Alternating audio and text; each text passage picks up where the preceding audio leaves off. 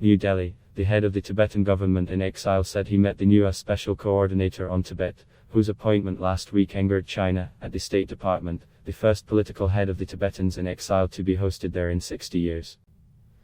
As Secretary of State of Mike Pompeo last week appointed senior human rights official Robert Destro as special envoy for Tibetan issues. Beijing responded sharply, saying this was an attempt to destabilize Tibet and that it would not allow any interference there. While US officials including most US presidents have met the Dalai Lama, Tibet's spiritual leader, at the White House, they have been careful about formally hosting the head of the government in exile, as this would be seen as a major provocation by Beijing. Lobsang Sangay, the president of the Tibetan Central Administration, STAI, said this was the first time the head of the STAI was received at the State Department. So this is historic.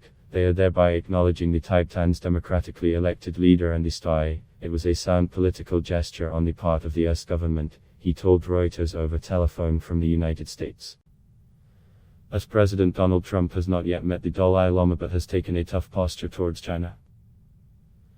Relations between Washington and Beijing are at their lowest point in decades over a range of issues, including trade, Taiwan, human rights, the South China Sea and the coronavirus.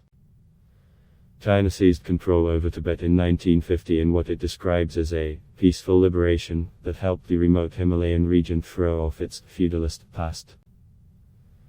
But critics say Beijing's rule amounts to cultural genocide. Sangay said he and Destro agreed on the early passage of the new Tibet Policy and Support Act through the US Senate in the next few months. The legislation, which was approved by the House of Representatives this year, lay out a stronger US stand on Tibet since the original act in 2002, Sangay said.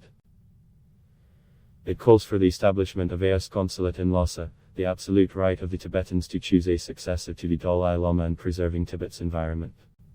Everything we wanted is there in the act.